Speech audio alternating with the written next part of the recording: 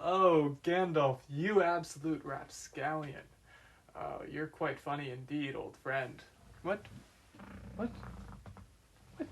You... Why didn't you tell me you were here? I would have started. Okay, give me a second. Ah! Now, look. I have a confession to make. I love Lord of the Rings. But until recently, I had not seen or read the movies or books. I know what you're thinking. You're autistic and you haven't seen Lord of the Rings? What an outrage. It's Lord of the Rings, it's Tolkien, it's a rite of passage. And I do apologize for this betrayal of my community. But I would say to you, one, that's reductive, how dare you? And two, that's accurate, you're right, and I'm sorry. I have since made this right, and because I have recently read and watched Lord of the Rings, it holds a place in my heart that is different than some of the other things that I cover. Because I waited so long, I can tell you as a fact that I remember how it felt to experience this story for the first time. Both the books and the movies. And it is something that you need to experience. Other shows, other movies, it's something that I would highly recommend. But this is an experience that I think everyone needs at some point in their life. Tolkien's writing is that good. The movies, the Peter Jackson movies, are that good. If you haven't experienced this story, I highly, highly recommend it. Many of you are not going to be readers. That's fine. Lord of the Rings is actually one of those amazing exceptions to the rule where the movies are worth it, and while the books, I would argue, are better, the movies are amazing in their own right, and masterpieces. Also, Tolkien's writing is dense. It was hard for me to get through, and I do like reading. So, for most, I don't think I would recommend the books. During this video, I will be talking mostly about the books. I will mention the movies probably somewhat, but the point is the books. I read the books, and I like the books more. But the movies do also cover the same story, and you will not be lost if you've only watched the movies. But speaking of books, some of you may have noticed that there is 4 books behind me, and not just 3. In this video, I will not be covering The Hobbit.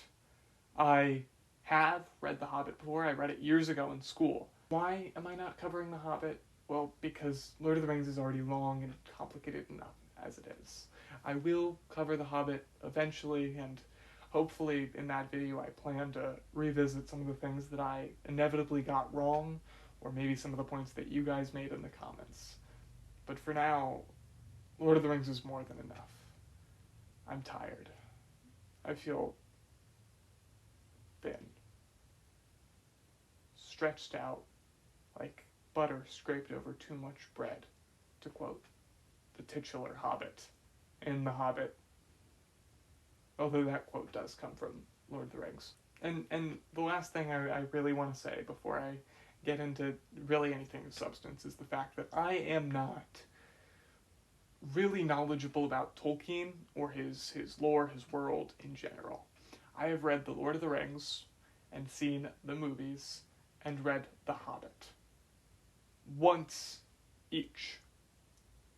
I do not know the details of the Silmarillion. I do not know really anything. And so I am confident that I will get things wrong in here. When that happens, feel free to correct me in the comments, but please be courteous, because I will cry.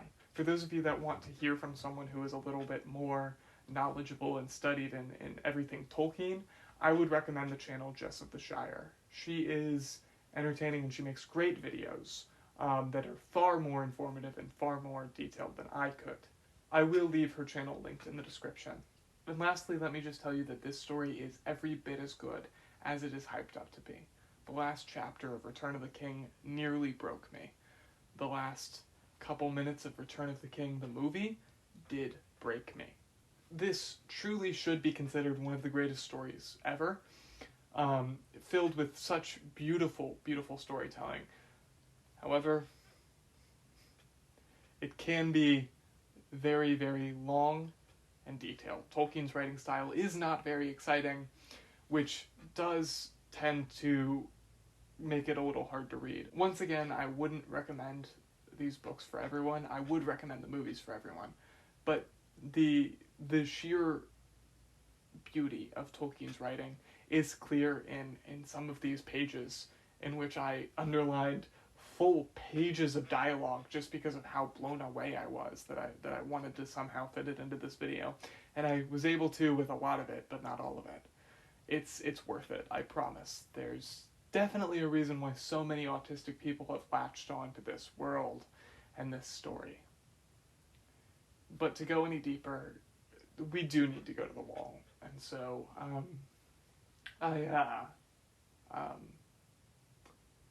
look over there, bird. Okay, where's my cloak? Where's my sword? That's annoying.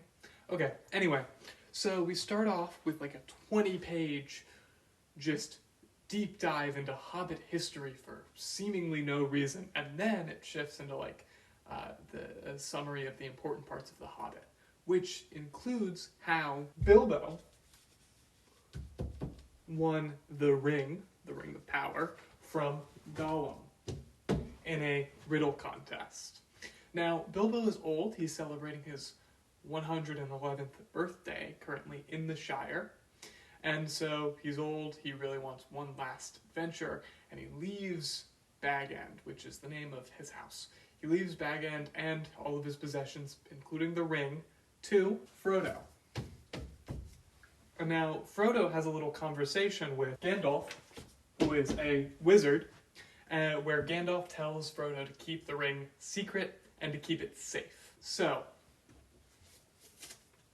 you're not relevant right now. And Bilbo leaves on his adventure. Frodo then keeps the ring secret and safe for 17 years. We're coming up on his 50th birthday. So Gandalf returns, and he gives him a bunch of stuff about how, oh, this ring is the big bad evil MacGuffin that belongs to the evil guy, Sauron, and how now Frodo has to take it and go destroy it, because if he doesn't, then things are going to be bad. He also talks a little bit about Gollum and has an interesting conversation about pity, which is really interesting, and I swear we'll get to it later. But for now, Samwise Gamgee, who is Frodo's gardener, overhears this conversation between Gandalf and Frodo. And so Sam is tasked with coming alongside Frodo on this adventure. And so they set out on Frodo's 50th birthday. Their plan is to go eventually meet up with Gandalf.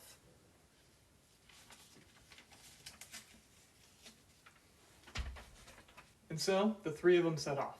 Yes, three. Frodo, Sam, and Pippin. Why is Pippin here? Oh, well, he's just, traveling alongside them on their way to Buckland, where they will meet up with Merry. But don't worry, it's not like Pippin knows anything. It's not like him and Merry are going to be at all important to this grand story, except they do know everything. They know everything. That's right. It's revealed once they get to Buckland that ever since Bilbo left, they have been watching Frodo because they don't want him to leave unexpectedly, like Bilbo did. When Sam was caught spying on Frodo and Gandalf, this was him spying on them, not just because he was snooping, but because he was trying to gather information because he didn't want Frodo to leave unexpectedly and just leave them all alone. This is a really cool moment that shows, how these guys really care about each other, which really disappoints me that it wasn't in the movie. In fact, I really have to just read part of this. Once this plot is revealed to Frodo, he says, "But it does not seem that I can trust anyone." And Merry says, "It all depends on what you want. You can trust us to stick to you through thick and thin, to the bitter end, and you can trust us to keep any secret of yours, closer than you keep it yourself. But you cannot trust us to let you face trouble alone and go off without a word. We are your friends, Frodo." Anyway, there it is. Right, so Merry is just very, very clear that throughout all of this, they're going to stick with Frodo. They will be his friend, and they will not abandon him. And so, all four of them set off together. And the real adventure starts. So they venture into the forest, and, okay, it's back. This forest nearly kills our four hobbits. It's so deadly and dangerous that the adventure would have ended here if not for them being saved by Tom Bombadil. Now, Tom Bombadil is interesting because I don't know what the deal is with him. He's a spirit, I think, because the ring doesn't affect him, he has no temptation for it, and when he tries it on, nothing happens. So I think that he's a spirit and he's a force of nature or something, and he's like but it's not, I don't know. If you want to know things, don't watch me, because I don't know anything. So Tom Bombadil helps them out of the forest, and they go on their way towards Bree, and more specifically, the Prancing Pony, which is like a tavern, like a bar. That's where they're supposed to be meeting Gandalf. They get there, and Gandalf isn't there. Instead, Aragorn, son of Arathorn, then joins the party after a series of events, after they were incredibly mistrusting of him. But more importantly, another character joins the party, one who is far too important to leave out. Bill, the noblest pony that you will ever see. They find trouble on the road. Ringwraiths, or Black Riders, as they're also sometimes called, have been chasing the hobbits the whole time. They're trying to search for the ring. They are agents of Sauron, who is evil and bad, and the bad guy. And so they are evil and bad and the bad guy. But the hobbits have been fortunate enough to escape them up until this point. This time, however, Frodo gets stabbed by one of them. Frodo is in very dire condition at this point. This stab wound is magical, and it's slowly killing him, and he's not able to move himself or anything. Aragorn has to take them to Rivendell, where they can get help from Elrond. And this part of the book does a really good job of showing how grueling this is for Frodo, which becomes a very common theme. However, Tolkien kind of does like a weird fake out here or something. I don't know. It struck me as weird, because this section of the book ends with, and Frodo heard and saw no more. But then you turn the page and it's like Frodo woke up. So like you can't do a fake out when the next page shows that he's alive. Also, when you're halfway through the first book of the trilogy, like, you know that Frodo's not going to die. He's the main character. So I just found it weird. I don't know, maybe there's some relevance that someone else can find to that, but that kind of struck me as almost funny. I think I laughed. I think I laughed at that. But Frodo awakes in Rivendell, and Gandalf is at his bedside, which is awesome, because now Gandalf is back. The first thing that Frodo says when he wakes up is, "Where's Sam?" And Gandalf basically tells him that Sam did not leave Frodo's bedside day or night while he was asleep for like 3 days. Which, like, okay, dude, you're coming on a little strong, but okay. So, the Council of Elrond happens. This is where we get a lot of exposition about the ring, and about Sauron, and about how this whole mission is going to go. Frodo does agree to take the ring to Mordor. He says, "I will take the ring, though I do not know the way."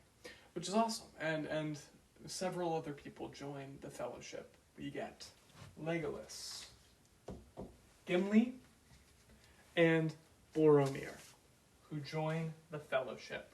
But during this meeting, Sam barges in and says that he's going with Frodo too. And Elrond has this cheeky little line about how he can't even stop him from coming to secret meetings, so surely he'll come with you. But then we have this whole thing about whether or not Merry and Pippin will come. And I think I like the movie better on this one. Because in the movie, this scene happens with Sam. Sam barges in and says that he's going to. And then immediately after, Merry and Pippin barge in and say that they're coming too. So all three of them were spying on this secret meeting. I prefer that, because that elevates Merry and Pippin's, their ambition, their drive to help out the Fellowship to help out their friend. I think I prefer the movie because it shows how Merry and Pippin care about Frodo much in the same way that Sam does. I understand for a lot of thematic reasons it's cool that Elrond really didn't want them to go, because it does come back later and it helps them with their doubt. But I do feel like for a character reason, they should have also been right there with Sam as they were in the movie. But the point is, they do eventually convince Elrond to let them go. They say that if they aren't allowed to go, Elrond will have to lock them up, because they will surely follow regardless. And so, the Fellowship is formed. This will be the Fellowship of the Ring. Each of these men will help Frodo on his adventure, on his journey to Mordor, to destroy the Ring of Power. Oh, and Bilbo gives Frodo his sword sting, and then he leaves, so that's it. And so the Fellowship heads out. This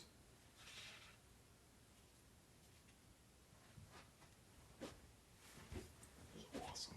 This is awesome.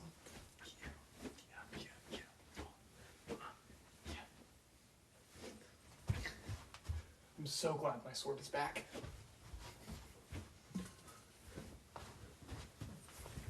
I have a sword now. It's back. Okay, cool. The Fellowship heads out. Their first challenge is a snowy mountain that they go up and then they go down. And that's like a whole chapter. Then they go to the mines of Moria, where they suffer a devastating loss. Bill, the pony, cannot go with them any further. But they must go on.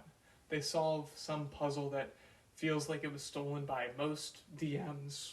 They find the tomb of Balin, who is one of the dwarves from The Hobbit. Gimli is pretty upset about it, and then they end up fighting a bunch of orcs. Frodo actually manages to kill one, which is really impressive because he's a hobbit, and hobbits aren't typically the best fighters. But then Frodo gets stabbed again. But it's okay, because he has elven mail that Bilbo gave him when he had the sword. Then a Balrog comes, and Gandalf sacrifices himself so that the rest of the Fellowship can continue. You cannot pass! Yeah, that. So, Gandalf is dead. Aragorn's the new leader of the Fellowship, which is awesome for him. Not great for the rest of the Fellowship. But we do have some very fun lines about hope prevailing, and it's just really well written. They must continue on. They go to Lothlorien, which is the home of Galadriel. Galadriel is important because Galadriel is a woman, and we haven't really had any of those as of yet in the book. And we are about 400 pages in, which is impressive. But Galadriel is impressive, she's noble, she is a ring bearer, although not of the Ring of Power. She is so trustworthy, so awesome, that Frodo actually offers her the ring, which she refuses and then says that she passed the test, which I'm not really sure what that means, but it's interesting. Oh, and Sam gets some magic dirt, and Frodo gets, like, a flashlight, essentially, but a fantasy flashlight. And they all get elven cloaks with brooches that are cool or whatever. And so they leave Lothlorien. They float down the river. But they are met with another problem. Where do they go next? Now, Boromir wants to go to Gondor, but Frodo wants to go to Mordor, and they happen to be in completely opposite directions.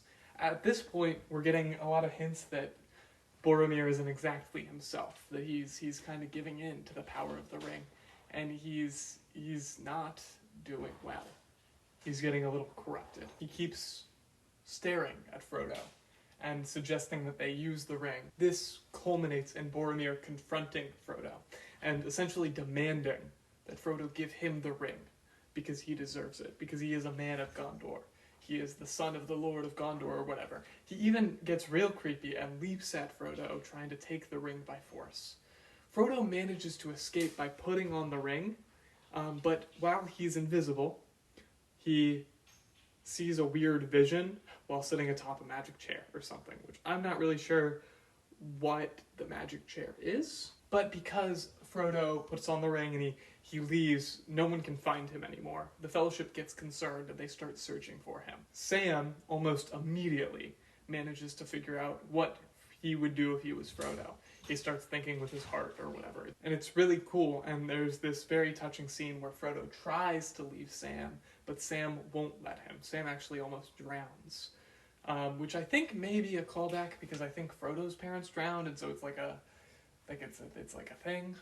But I don't really have anything of substance on that. But yeah. But they leave together. They sail away on a boat.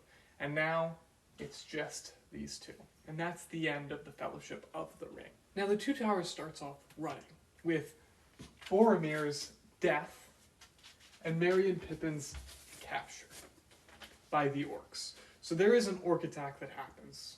So yeah, they're all attacked by orcs as they're like looking for Frodo and stuff. And it ends with Boromir giving his life to try to save the hobbits, but it doesn't end up working. So all that's left right now is Aragorn, Gimli, and Legolas. Now these three, the three hunters, then grieve over Boromir. They sing songs and whatnot, and they do eventually decide they could either go after Frodo or they could go after Merry and Pippin. And they decide that going after Merry and Pippin is best. It's best to trust Frodo with his side, and they can do the rest. So they follow in the footsteps of the orcs. They find Pippin's leaf pin, which gives them the assurance that they needed to believe that he is still alive, and he's at least able to give them a hint, which is really cool. We also see a lot of self-doubt from Aragorn. He is not comfortable being a leader. He doesn't think that he's the one that is deserving of this, and he's really just not confident in himself. This does show itself in kind of an interesting angle, as Aragorn states that their mission, which is to retrieve Merry and Pippin, keep them safe, is not the important one. That it's all about Frodo. He is forfeiting his own right of being the main character, which I do find really interesting. And we'll definitely talk more about that in the future, because Aragorn should, by many accounts, be the main character of this story. Then they encounter the riders from Rohan, who tell them that the very orcs that they are looking for have just been completely wiped out, and there is no chance that Merry and Pippin could have survived, because they would have noticed the hobbits there. There were no hobbits there, so they must be dead. But they don't buy it, so they go to the site of the dead orcs, at which place they do not find the bodies of Merry and Pippin. And also, did you know that when he kicks that helmet, he broke his toe? But what they do see is an old man in white, who they assume to be Saruman, which is a lot. And that's all just in the first 2 chapters. Then we cut to peer into Pippin's perspective on the predicament he's placed in. Presently, Pippin is in pain, imprisoned with no parole as an orc's package, like a postal penitentiary. On the path to a primeval power with his peer, Pippin's feeling like a phony, as his pal and his partner are pursuing a path at great penalty to their persons, while those with nobler pedigrees are pursuing poor, powerless Pippin, passing up probably more pressing problems because Pippin was a captured pawn. Pitiful. So Merry and Pippin are being taken to Isengard after they were captured by the orcs. This is where we get some more background on what happened with Boromir. Boromir died as a hero. He was protecting the two of them from orcs, trying his best to prevent their capture. But eventually it was too much for him, and he was killed. But Merry and Pippin were able to maim several orcs, which shows their prowess and how, impressive they are to take on a whole army of orcs. I mean, granted, yes, the orcs were specifically trying not to kill them, but still impressive nonetheless. While Pippin is being carried away by all these orcs, he's really struggling with why he is on this adventure. He thinks that Elrond might have been right. But we also see him be very, very wise, very clever. He manages to free his pin, his leaf pin, from his cloak and drop it. Curiously, though, he doesn't know why he did that. We also see him free himself from the ropes that were binding him. And then him and Merry manage to escape into the Fanghorn Forest. While in the Fanghorn Forest, Merry and Pippin meet an Ent named Treebeard. And Treebeard and the other Ents decide that they need to help defend the trees, defend the forest. So the Ents march to Isengard. They manage to convince Treebeard to help do something about this war. See, so many trees are being chopped down in Isengard for the sake of the war, and as the Ents are marching towards Isengard, Treebeard has a speech that I believe shows some of what Tolkien believes about war. Of course, it is likely enough, my friends, likely enough that we are going to our doom, the last march of the Ents. But if we stayed at home and did nothing, doom would find us anyway, sooner or later. But that thought has long been growing in our hearts, and that is why we are marching now. It was not a hasty resolve. Now, at least, the last march of the Ents may be worth a song. Aye, he sighed. We may help the other peoples before we pass away. And I'll definitely talk more about that when I get to talking about war and what the Lord of the Rings says about war. Now we're back with the three hunters, as they discover that Merry and Pippin survived. They escaped into the forest. But we also discover that Gandalf isn't dead. That's right, Gandalf's back. How's he alive? Well,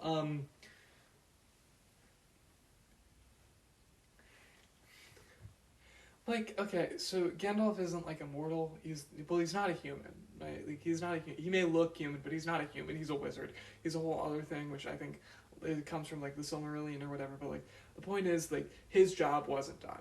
He's a wizard, and so he has a job here on Middle-earth, but that job wasn't done, and so he was not able to leave, and so after battling the Balrog forever, but also not forever, or something, I think, it's not very clear to me, but if you know, tell me. But more importantly than any of that, Gandalf immediately destroys Aragorn.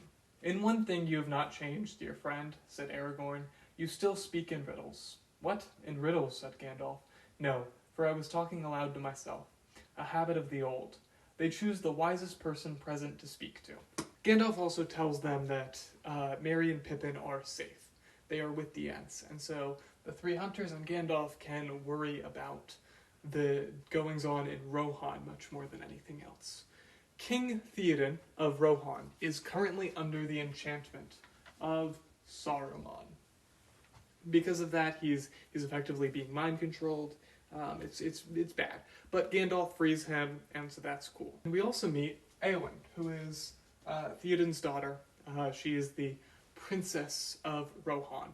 And the thing about her is that she's another woman character. And she actually, does have an arc, which is cool. The issue with that arc is that I could not really understand that arc at all. So I will really not be talking much about her, just because I simply did not understand what Tolkien was doing with her. She made no sense to me. We also meet Wormtongue, who is the spy for Saruman, and he is currently at the right hand of Theoden, and he's the worst. He sucks. His name is Wormtongue, so, that makes sense. But then we have the Battle of Helm's Deep. Now, for those of you that watched the movies, you may be surprised to learn that the Battle of Helm's Deep in the book is really the hardest thing I had to read throughout these books. It was very long, very difficult, and very boring for me. So much so that I really could not tell you what happened. I was just reading to read, which sucks, but that's just, how it turned out. And I wish I could tell you that this is the only chapter of this book that I did that with. But then, the riders of Rohan, the three hunters, and Gandalf all go to Isengard, which means we get to meet up with Merry and Pippin again. And it's there that we discover that Merry, Pippin, and the Ents have completely conquered Isengard, just completely taken it over, and Saruman is in captivity. We see that Saruman is a sneaky little guy who likes to, use his words to try to tempt people to, follow him or whatever, and he has some, persuasive whatever, but then Gandalf absolutely humiliates him and overpowers him. "Good day." Saruman turned and left the balcony. "Come back, Saruman," said Gandalf in a commanding voice. To the amazement of the others, Saruman turned again, as if dragged against his will, and he came slowly back to the iron rail, leaning on it, breathing hard. His face was lined and shrunken. His hand clutched his heavy black staff like a claw. "I did not give you leave to go," said Gandalf sternly. "I have not finished. You have become a fool, Saruman." Then Pippin does a Pippin and peers into Saruman's something like that. I don't know how to pronounce it, so I'm just gonna say the crystal ball.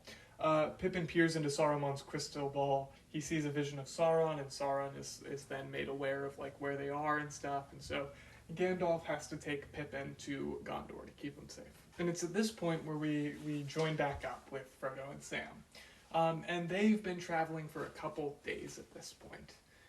And they're struggling. They're in the mountains and they're trying to get through, but they're not entirely sure where they're going, and they're just two little hobbits. They don't know what they're doing. And to make matters really, really bad, Gollum attacks them. But because there are two of them against just one, they manage to pin down Gollum, and it's at this point where Frodo has the chance to kill Gollum. But that thing about pity comes back. It's at this point where Frodo pities Gollum, and he refuses to kill him. Frodo also starts calling Gollum by his actual name, which is Smeagol. See, Gollum used to be Smeagol, but he was called Gollum by others, and as like an insult, and he internalized that. And so for so long he's gone by the name of Gollum, but Frodo pities him, and so he will say his real name, which is Smeagol. Frodo also makes Smeagol swear on the ring to help Frodo and Sam. So now it's the three of them: Frodo, Sam, and Smeagol. Smeagol is leading them to Mordor, to the Black Gates. He does this because that's where they told him to take them, but then he won't actually let them go through the Black Gates because he knows that that's useless, that if they go that way, they're gonna die, and the ring will not be safe. And so he leads them another way. He leads them to the stairs of Cirath Ungol. I think that's how you say it. So that's where Smeagol leads them. And it is on this way where they're going, where they encounter Faramir. Faramir is the brother of Boromir. Now, Faramir is actually the one to inform Frodo and Sam that Boromir is dead, because Faramir found out, but you have to remember that Sam and Frodo left before Boromir died, so they had no clue. This was a great surprise to them. Throughout this conversation between Faramir and Frodo, Faramir is able to prove himself to Frodo as noble, and Frodo is essentially able to do the same to Faramir. And so, the three of them are on their way. Now, before I move on, I will say that Faramir is another one of those characters, like Eowyn, that I really struggle to fully understand. I just couldn't come to any conclusion on him myself, so I will not really be talking much about him in this video. And so, our trio of short kings continue on their long, grueling, dark path. But it isn't all grueling and dark and awful for the reader, because Tolkien casually drops some of the best written pages in anything I've ever read. This is, of course, the conversation about what kind of ending their story will have, where they sort of talk in a meta sense about looking back on their story as if they were reading it, as they've read all sorts of great stories and heard great stories from Bilbo. This section is too long for me to just read out here, but it is so beautiful, so profound, so amazing. If you haven't read it, if you haven't heard it in the movie, please read it. It's beautiful. But then they get to the end of this tunnel, where they encounter Shelob, who is a giant spider. Things are bad, but to make matters worse, Smeagol disappears. So now, Frodo and Sam are deep in enemy territory, alone and effectively powerless. The only thing that they really have is the magic flashlight that Frodo got from Galadriel that helps him temporarily blind Shelob. Things are bad. Shelob is attacking Frodo, and then Smeagol comes in and also attacks Frodo. Frodo's in dire condition, but Sam manages to stab and kill Shelob.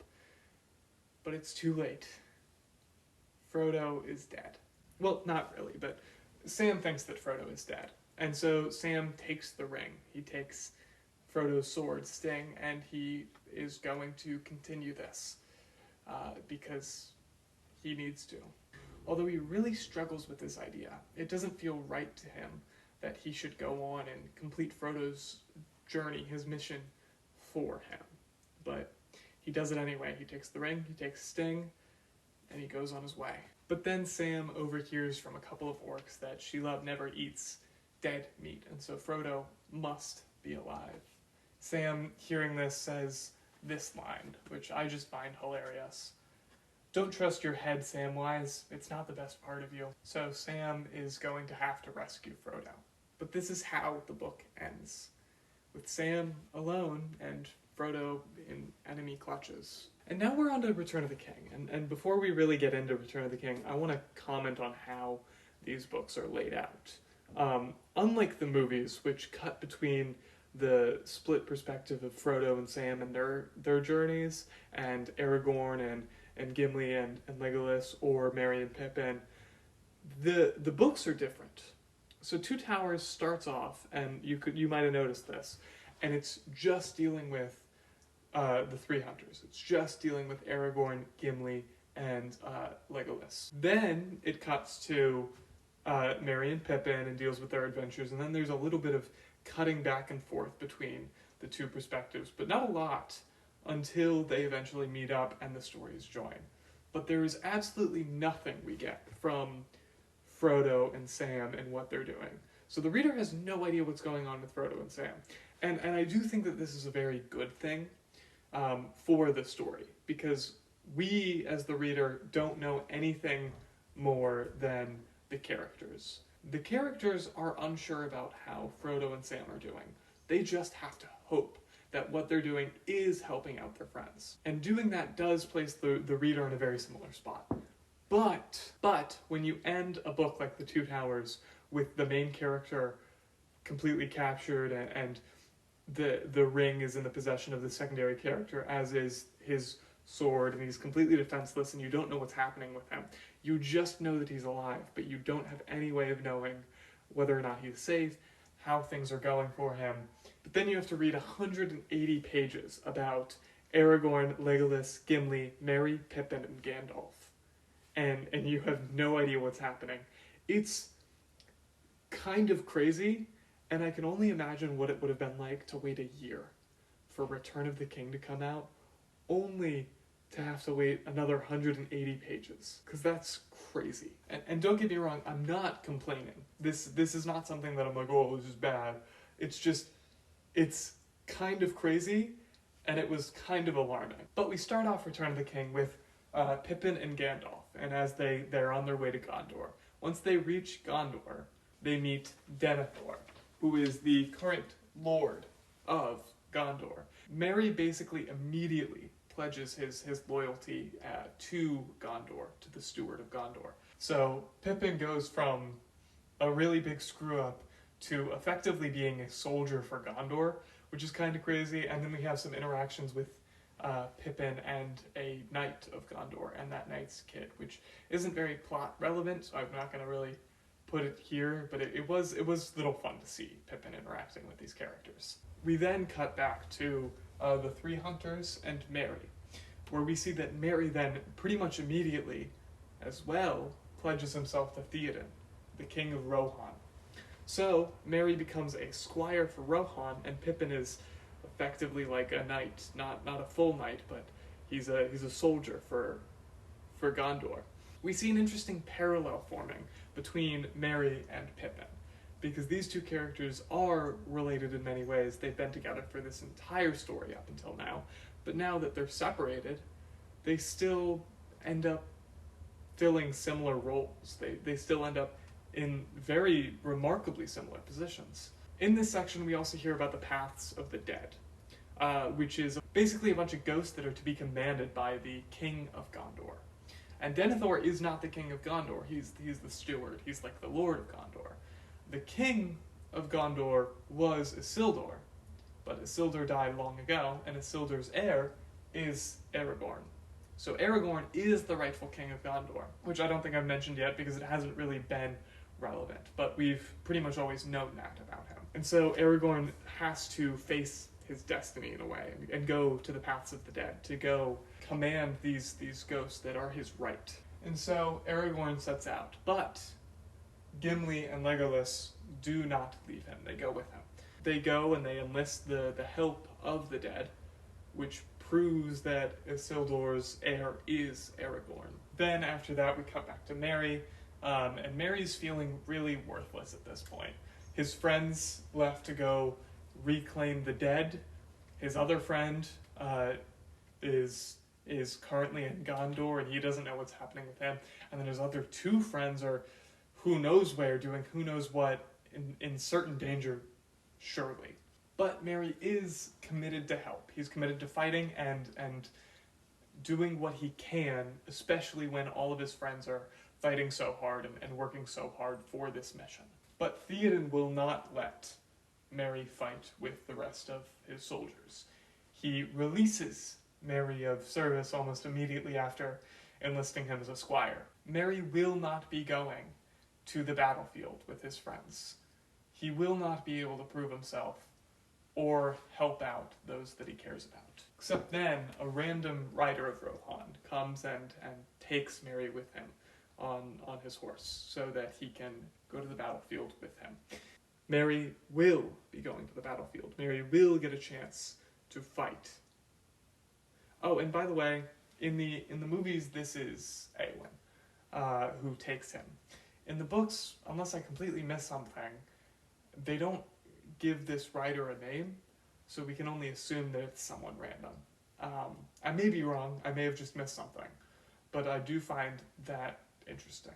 Because I think that the parallel between Eowyn and Merry is interesting, and they do fight alongside each other later, so it's an interesting thing regardless. We then cut back to Pippin, and Faramir arrives in Gondor and sort of tells all of them about his encounter with Frodo and Sam.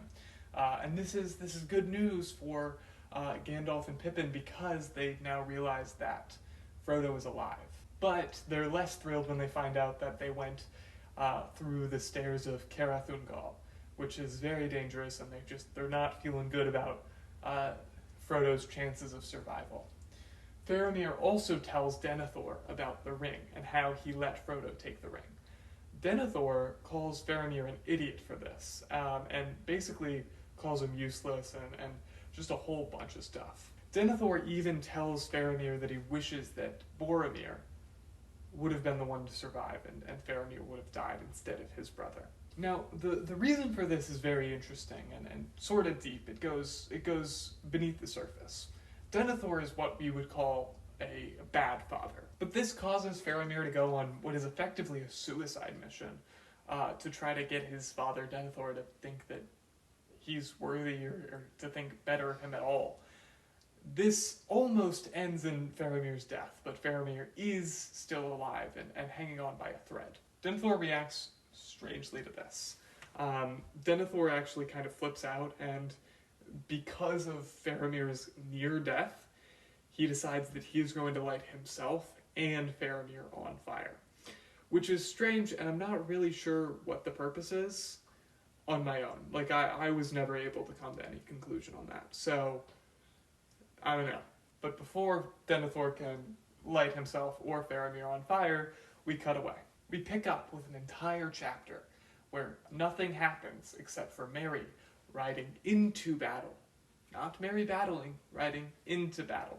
But after that, the battle starts. See, it turns out that Eowyn had stowed away, and although she, like Merry, was not permitted to fight, she came to the battlefield anyway. Eowyn is currently fighting the Witch King, the leader of the Nazgul. The Witch King, smashes her arm, and she's like, ah! And then the Witch King is like, you fool, no man can kill me. And then she goes, I am no man, and she kills him. It should be noted, though, that Eowyn did not do this alone. Merry helped. Merry also got a really good hit in to the Witch King before she eventually did finish him off. But in doing so, he really damaged his arm. And so now both of these people are responsible for the death of the leader of the Nazgul, the Black Riders, the Witch King. And they're both lying there in so much pain with nearly shattered, damaged, almost beyond repair arms. So they're out of the fight. And to make matters worse, Theoden, the king of Rohan, dies in battle. Eowyn's brother, Eomer, is now the king of Rohan. But things are looking bad.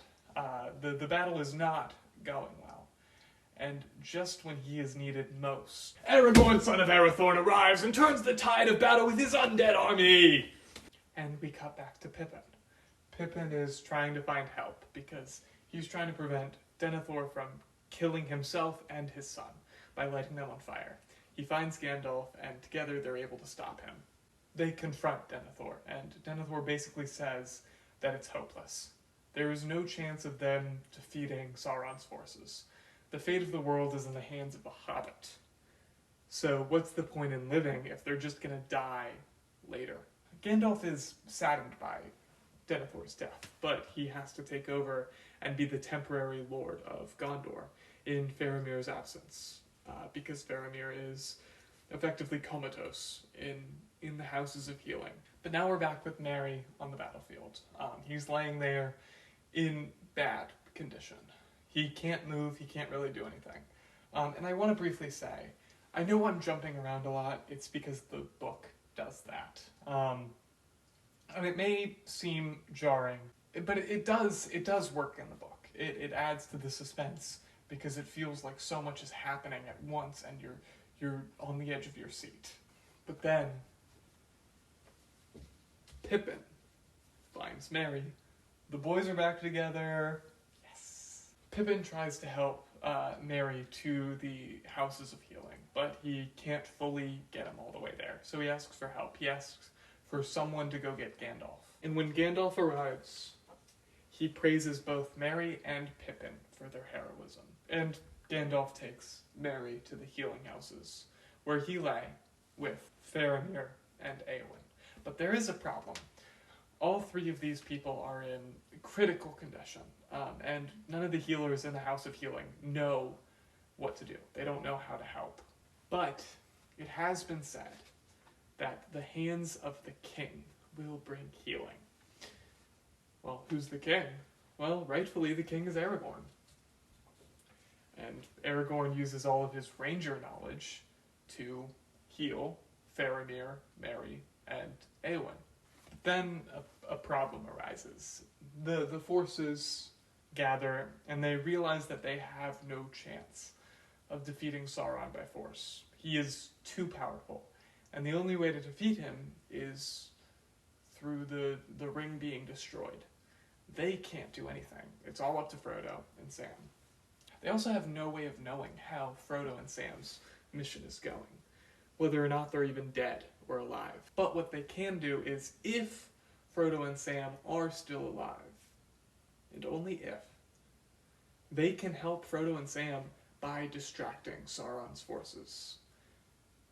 If Frodo and Sam are not alive, or if they're captured, or anything else, this will end in their deaths. But even if they are alive, if they're doing okay, if they're well on their way to destroying the ring, this will likely end in the deaths of many people. This is a bad situation to be in. It's a gamble, but they don't even know how unlikely it is. They don't know what their chances are. They have no clue. They do decide to fight. They decide to go to the Black Gate and try to distract Sauron's forces. But Merry has to stay behind because he's still too injured. So they set out for the Black Gate of Mordor, where they meet the mouth of Sauron. He presents them with Frodo's cloak, Frodo's chainmail, and Sam's sword. He claims that Frodo and Sam have been captured, and he tries to negotiate with Gandalf to surrender, but Gandalf ultimately does refuse the mouth of Sauron's offer, thus dooming Frodo to the forces of Mordor, effectively. There's nothing that they can do except for fight. And so they do. The battle begins, and Pippin is almost immediately knocked out. But as he's passing out, he mutters, "The eagles are coming." This is a reference to The Hobbit, and how Bilbo also got knocked out during the Battle of the Five Armies. But the last thing he said was, "The eagles are coming." And one last thing that I do want to point out is the fact that in the movie, Aragorn charges and says, "For Frodo!" And the first person to run is Pippin, which I loved. I just really loved that scene in the movie. It was great and such a wonderful demonstration of how Pippin's love for Frodo trumps any fear that he could have. Then we're back with Sam. Sam is alone and has to fight through an entire tower of orcs. And he does, and it's actually really cool to see just how this hobbit is defeating all of these orcs through cleverness, but also, stabbing them. It's really cool to see how Sam has grown from a gardener to really more of a warrior. It would be hard to imagine Sam as the gardener in the beginning, doing any of this. Eventually, he does find Frodo, who is naked. And Sam kisses Frodo while he's naked. But queer coding aside, Frodo and Sam then have to dress up as orcs so that they're harder to spot, so they can more easily sneak towards Mount Doom. And it's in this part of the book that we really get to see just how much Frodo is being affected by the power of the ring.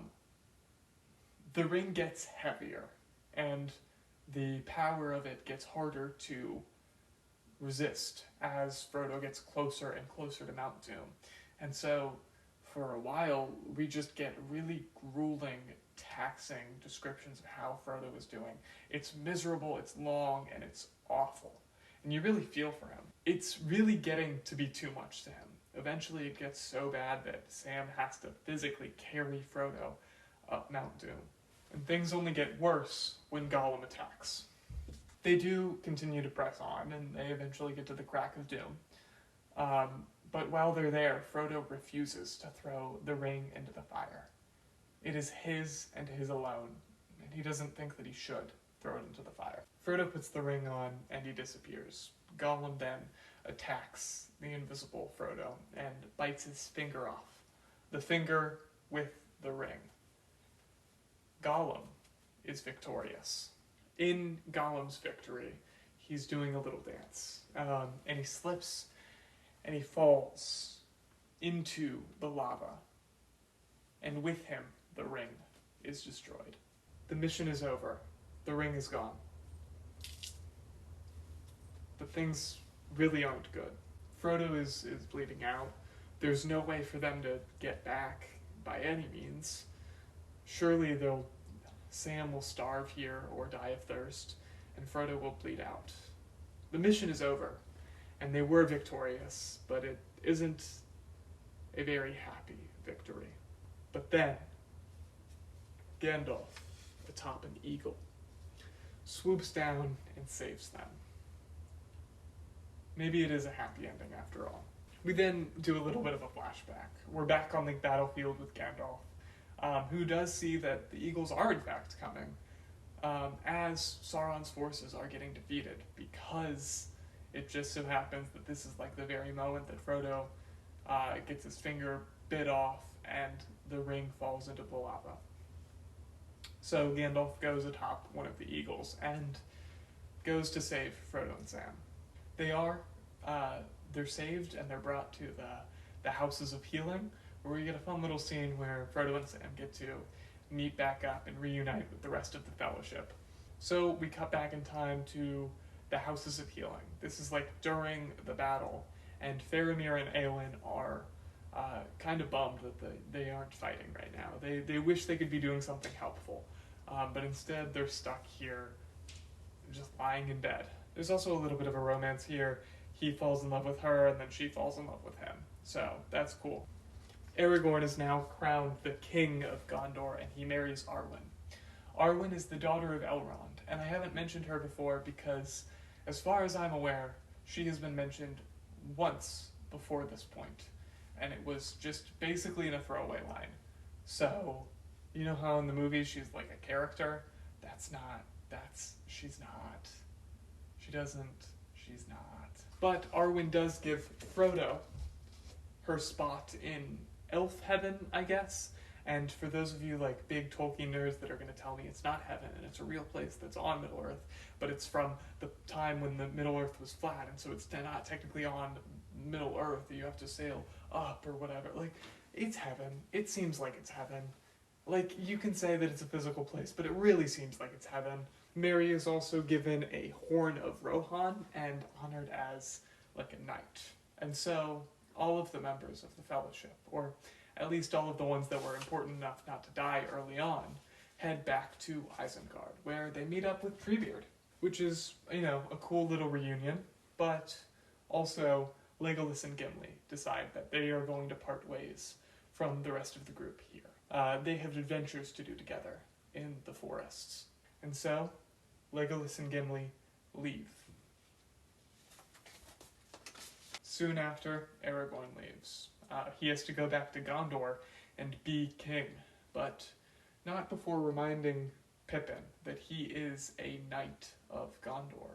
He is not off duty, he's just on leave. And so, Aragorn leaves. Then we encounter Saruman, and he is in a sorry state. He is a ruler of one, and a pathetic man. All that he has is Wormtongue, and he is offered pity, but he once again refuses. From there, they set out to Rivendell. They see Bilbo again. Nice to see him. He's not doing great. He's real old. But, it's good to see him. Then they finally arrive back in Bree. And this is where Gandalf leaves them. He does not go into the Shire with them. He's prepared them to be able to take care of themselves and take care of the matters in the Shire on their own. They don't need him anymore. My time is over. It is no longer my task to set things right, nor to help folk do so. As for you, my dear friends, you will need no help. You are grown up now, grown indeed, very high, among the great you are, and I have no longer any fear at all for any of you. With those words, Gandalf parts. And so the four hobbits return to the Shire, but they find it quite different. There's a gate that blocks their entry, although they do manage fairly easily to just enter it anyway. Then the police come after them for this, which they once again, almost comically, are able to deal with ease. They make their way to Hobbiton, and it's there that they find that Saruman has taken it over. Why? Out of spite. Because he hates the hobbits. Because he is mad and he wants revenge. But the four hobbits are noble warriors in their own right. They manage to take down Saruman without killing him, because Frodo doesn't want anyone to die when it can be avoided. So Saruman and Wormtongue leave, but as they are leaving, Saruman insults Wormtongue for the last time, and Wormtongue snaps and kills Saruman. Saruman dies a pathetic death. Then the four hobbits take back control of the Shire from all of Saruman's forces that have been occupying it, trying to eliminate casualties to as low of a number as possible. And with that, the last remnants of this great war have been extinguished, in the very place that Frodo wished that they would never reach. And so we wrap up the story. Sam marries Rosie Cotton. Frodo lives a long, happy life in the Shire, except that doesn't happen. The first part is true. Sam does marry Rosie, and they do live pretty happily together. But Frodo is traumatized. He's been damaged really beyond repair by the ring, and he will never be the same. Frodo cannot live in the Shire anymore, so he goes off to the Grey Havens, using the spot that Arwen had let him. So Frodo goes off to the Grey Havens, using the spot that Arwen had let him have. He and Bilbo, alongside Galadriel and Gandalf, leave Middle-earth, and leave Sam, Merry, and Pippin. Although it does seem like Sam does have a spot in the Grey Havens, at least that's the implication that I got, because he is a ring bearer, as was Frodo, as was Bilbo. And they kind of say that, but I don't know how he's supposed to get there, because I thought that the boat that left was the last boat that was leaving Middle-earth or something. Like, that doesn't, I don't know. If you have an answer, clarify that in the comments, because that doesn't really make sense to me. But for now, Sam returns to the Shire, to his family.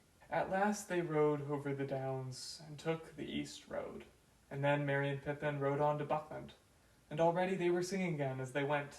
But Sam turned to Bywater, and so he came back up the hill, as day was ending once more. And he went on, and there was yellow light and fire within, and the evening meal was ready, and he was expected. And Rose drew him in, and set him on his chair, and put little Eleanor on his lap.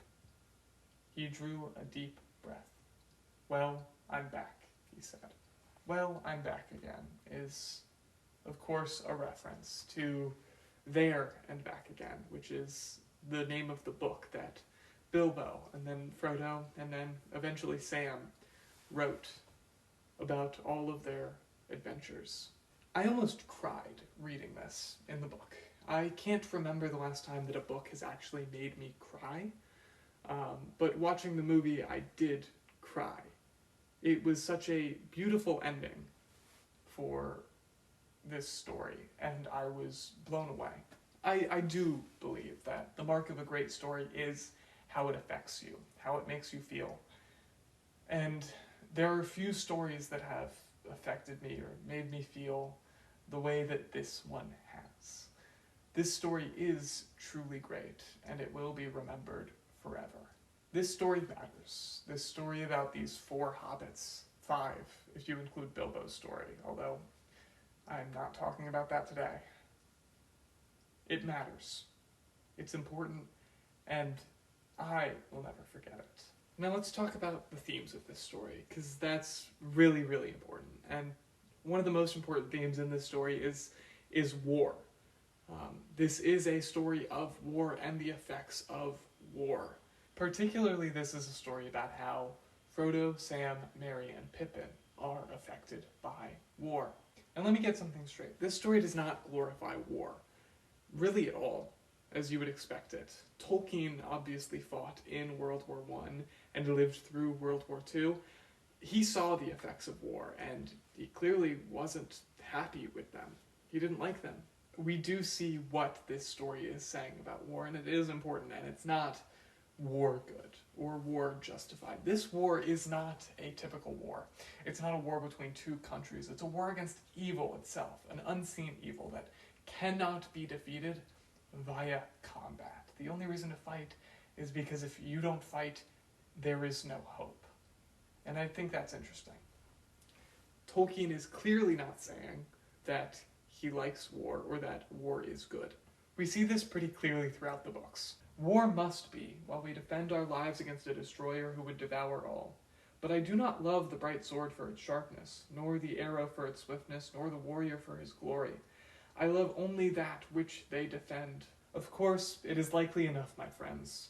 Likely enough that we are going to our doom, the last march of the Ents. But if we stayed at home and did nothing, doom would find us anyway, sooner or later.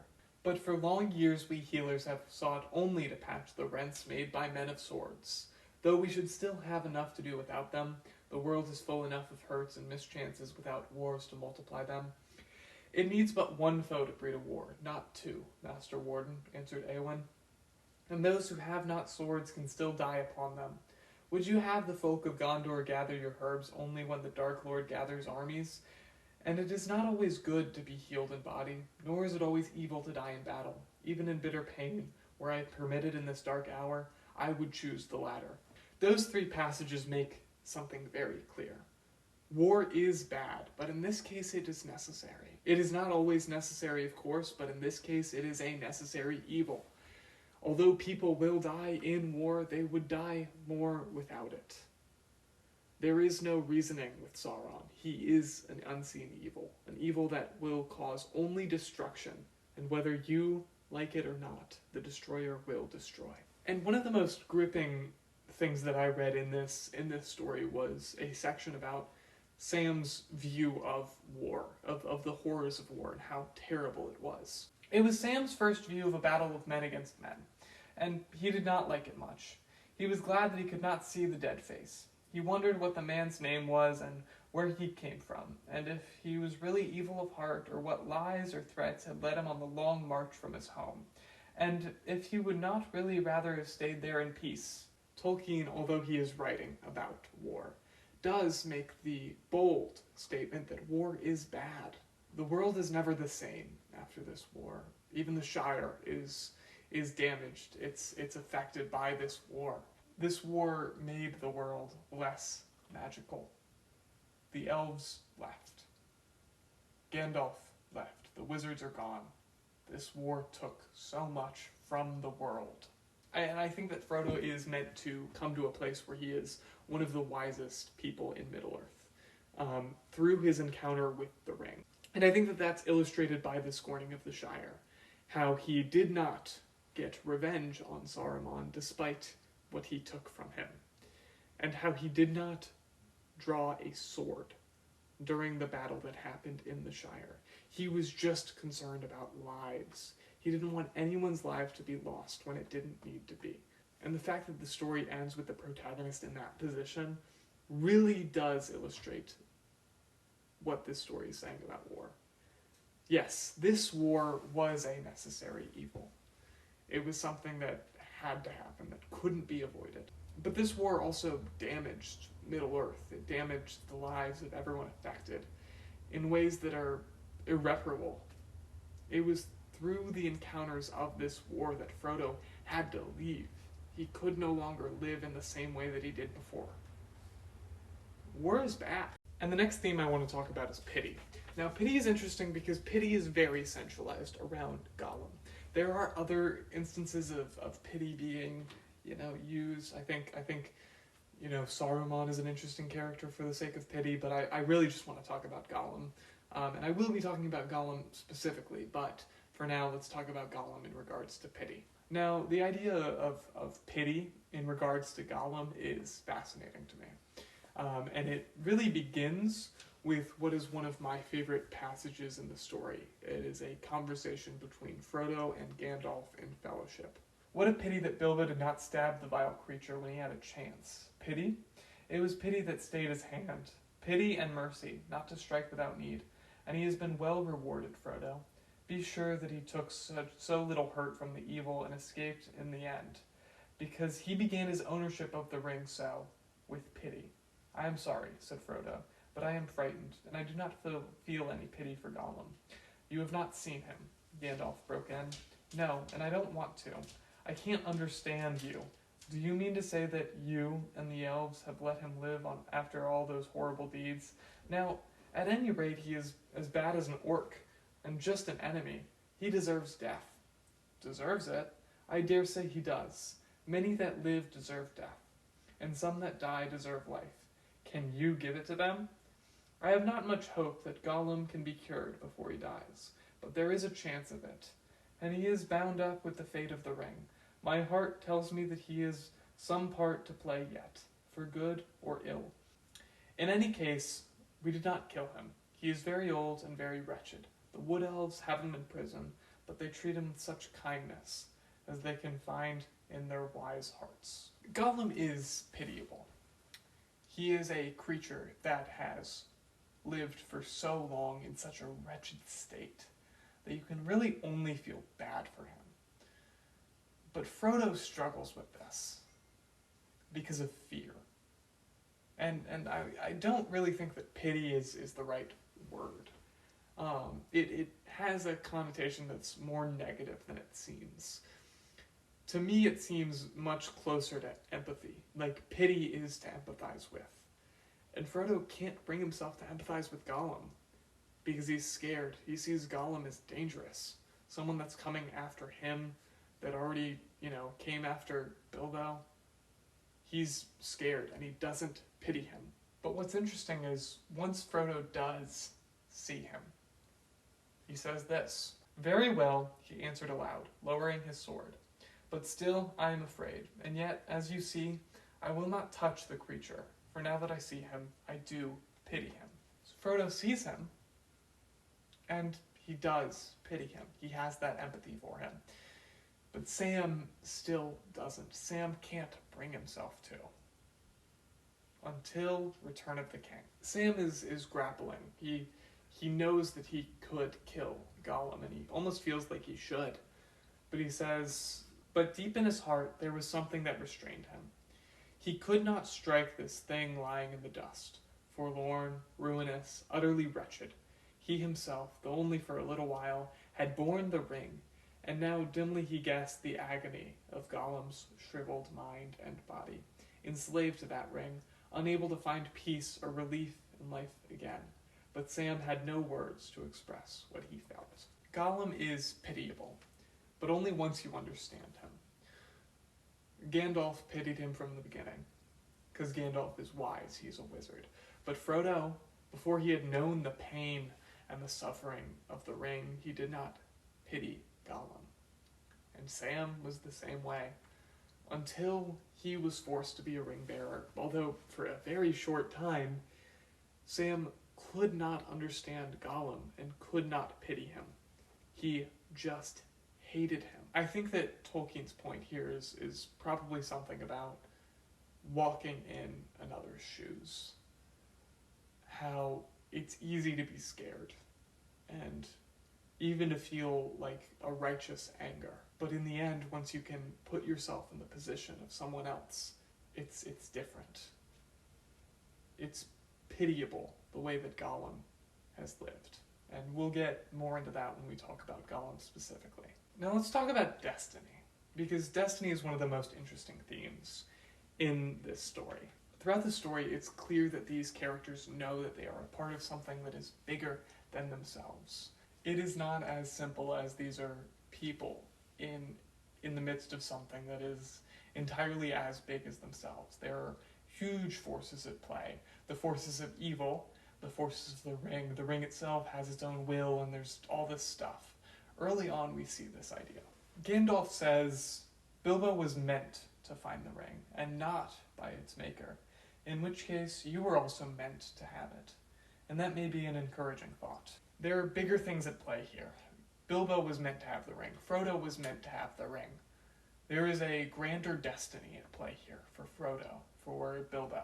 Also, Sam has a bigger purpose. There are bigger forces at play with plans for him. He himself says, but you haven't put yourself forward. You've been put forward. And as for not being the right and proper person, why, Mr. Frodo wasn't, as you might say, nor Mr. Bilbo. They didn't choose themselves. Just the idea that these characters are so small and yet part of something bigger than themselves. And I will be talking about this because it does kind of overlap with another idea. But also, there are other areas of destiny at play. Aragorn is referred to as a kingly man of great destiny. There is a contrast here between those who have a very clear great destiny and those who are forced into a great destiny.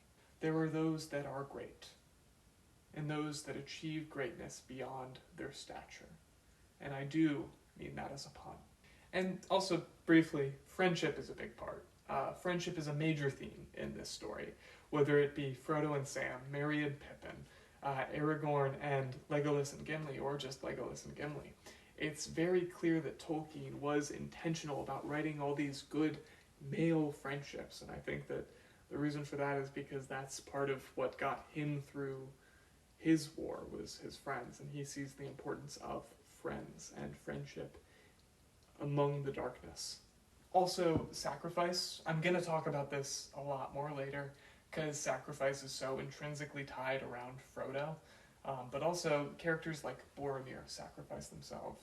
Gandalf sacrifices himself. Sacrifice is all throughout this story, and I think it's really important to the overall purpose of the story. Heroism is another one that I'm going to talk about in a bit, more with Merry and Pippin than anyone else, because I think that their journey to becoming heroes is important. Sam and Frodo are not heroes. Their journey is not a heroic one. But Merry and Pippin are heroes. Aragorn, Gimli, Legolas, they are heroes. Although Aragorn, Legolas, and Gimli were always heroes, and Merry and Pippin became heroes, they returned as heroes. But I think heroism is such an important theme to this story that I will be talking about later. Again, more in regards to Merry and Pippin than anyone else. But also, like, the use of the unconventional or unexpected figure in either becoming a hero or becoming something different. I think this is important because Merry and Pippin were unexpected heroes, but Frodo is a hero of the story who isn't heroic. Don't get me wrong, he's noble, he's just, he's all these great things, and he's selfless. But his actions aren't particularly heroic. His journey is long and suffering and filled with pain and just angst. It isn't filled with a glorious battle. His story ends with him losing a finger. His story ends with a loss. But also I think that an interesting idea is the unconventional or the unexpected figures. All of the hobbits are unexpected in their own rights. They are hobbits, the least of the peoples of Middle-earth, and yet they go on this grand journey and become heroes. Especially Merry and Pippin, as I already mentioned, and Frodo then subverts this again in an unexpected way by not becoming a hero, by not returning to the Shire as a proud warrior, but as a ruined man, a man that lost in the end. He lost to the power of the ring, and the only reason that the mission was successful was because of Gollum. You could also point to Aragorn being an unlikely king. He's a ranger, not a man that you would expect to be a great and powerful king, or Legolas and Gimli, a dwarf and an elf, becoming great friends. What an unexpected turn of events. But I think that the crux of this is really in the hobbits. And because the hobbits are so important, let's talk a little bit about the hobbits and the Shire as a whole. Now, bear with me, I have not read The Hobbit in preparation for this video, so I'm sure that I will miss things about hobbits, and feel free to add stuff in the comments. So the interesting thing about the Shire, as I was first reading this, is it sucks. Like, I understand that Tolkien did design the Shire after, like, his hometown or whatever, but, like, the Shire and the people of the Shire suck. It's great that they're happy. That's awesome for them. But they're also incredibly xenophobic. They're rude to other people. They are lazy and just all around not great. The shame manner of this culture is important, and I have not read The Hobbit, as I just said, but I do remember a major part of Bilbo's character was the fact that he didn't want to leave, and he thought it was quite unbecoming of a hobbit, and there were those two parts of him that were at war or whatever. But the Shire is the type of place where you can get shamed for doing something a little bit strange. But it's also the type of place where you can eat and drink and just be happy and merry every day of your life. But also there's a little bit more.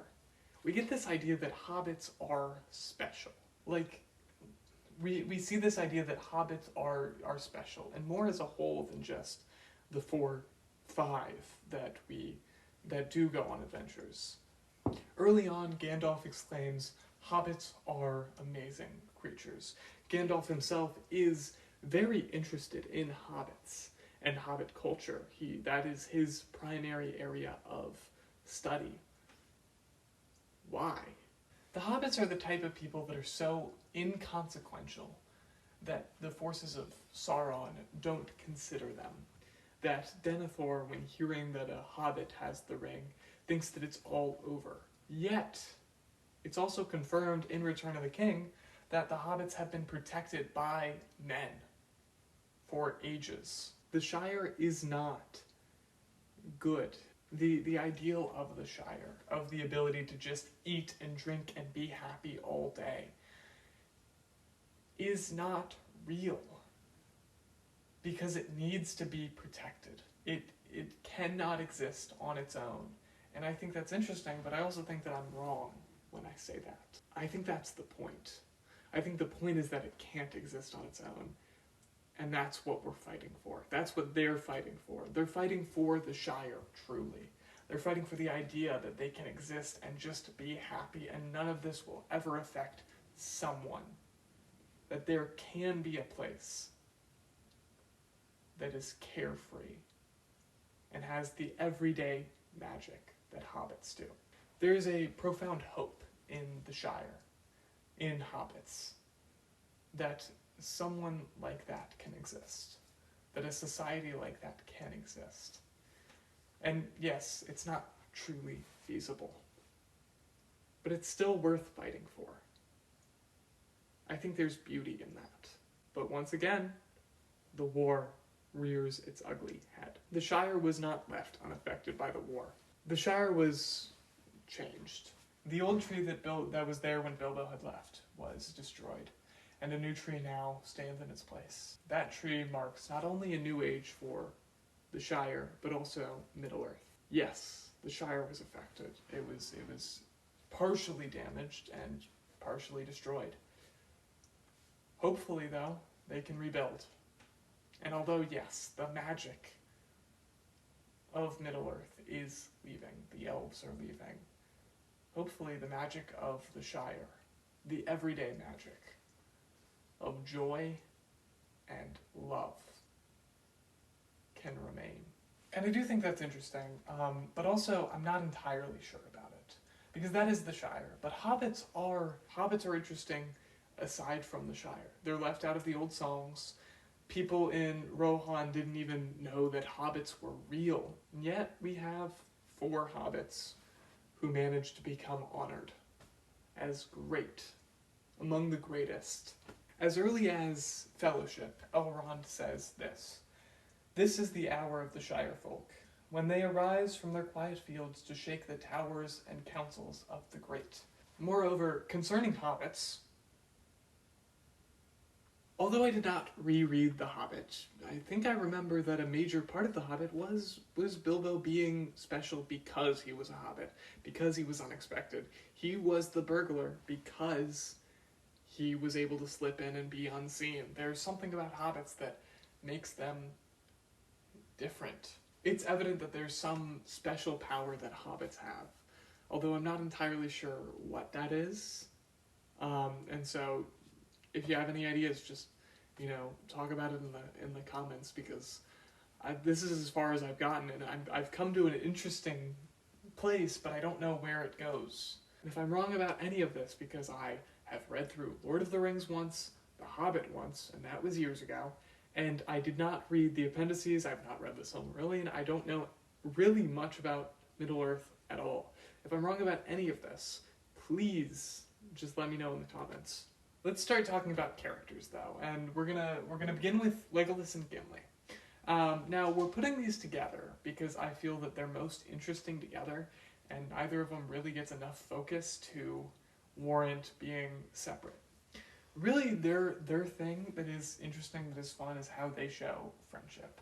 I like watching the progression of them from, rivals and he's a dwarf and he's an elf, and so they hate each other because the dwarves and elves hate each other, but eventually they become friends, and that's just seeing them become friends is fun to watch, although their progression does happen very quickly, because it would be frustrating to read if Legolas and Gimli refused to work together because they were both being racist.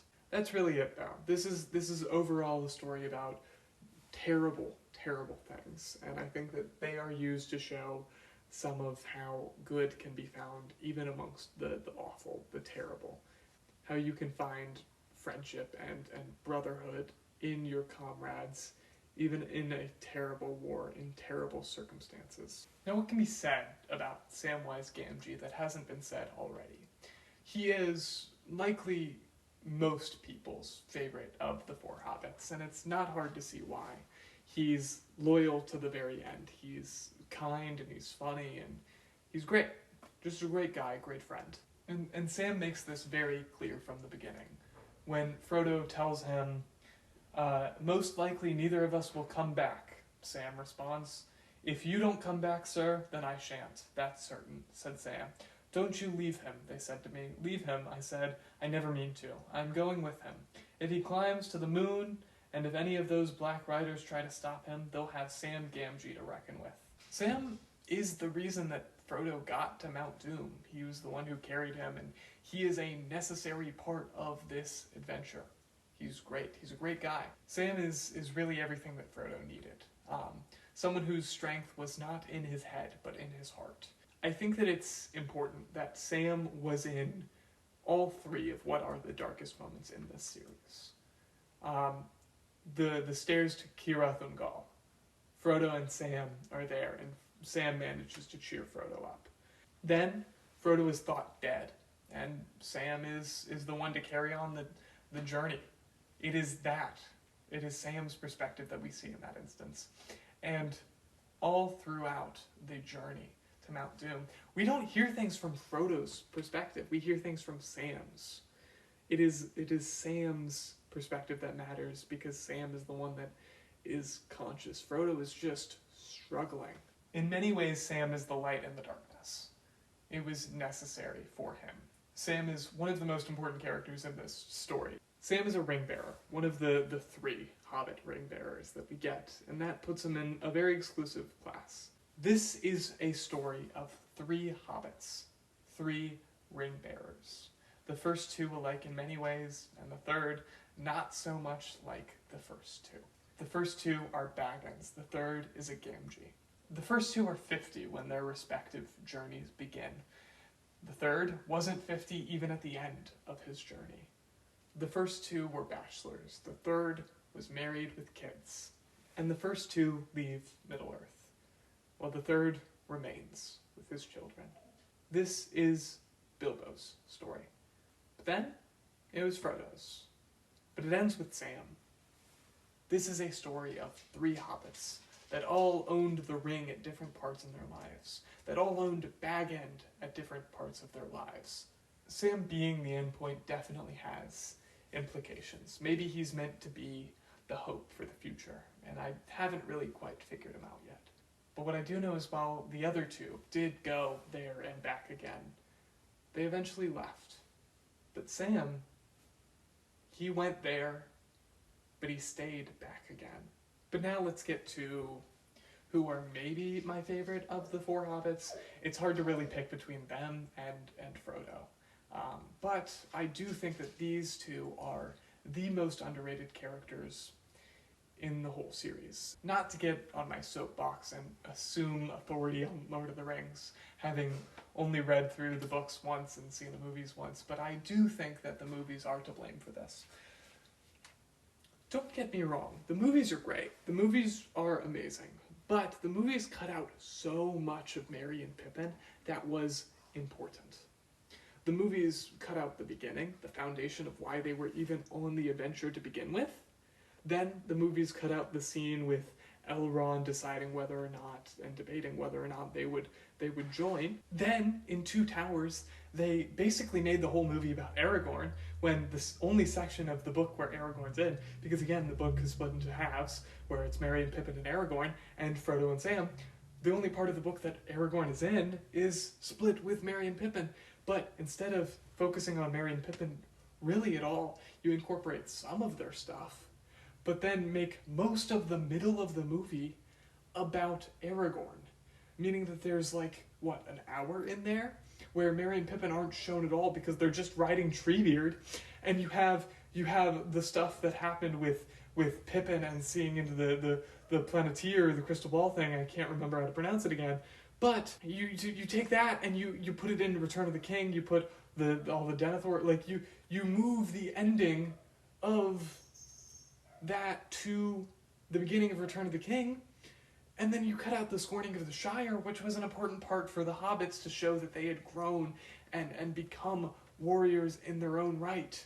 You took so much of what they are about and removed it. You took so much of Pippin showing initiative out. It was more Merry showing initiative. And you turned Pippin into the butt of every joke where Gandalf is now so mean to Pippin because Pippin can't stop screwing up. When, yes, in the book, he does screw up in a couple of very important, very bad ways, but They all do. They're hobbits. They're not supposed to be here. And you just remove the stuff, and like it's like, yes, I'm complaining about stuff that doesn't really matter, but these are my boys, and I love them, and I will not tolerate the Merry and Pippin slander, because if you read the books, you know that they do belong on this adventure. And also the fact that Merry and Pippin are Frodo's friends, but Sam really isn't. Sam is just an employee of Frodo. But in the end, Sam is the one who is like Frodo's best friend. Seems a little weird to me, but it's okay, and I don't really care. And it does make sense. But like what happened then being like Sam is not Frodo's best friend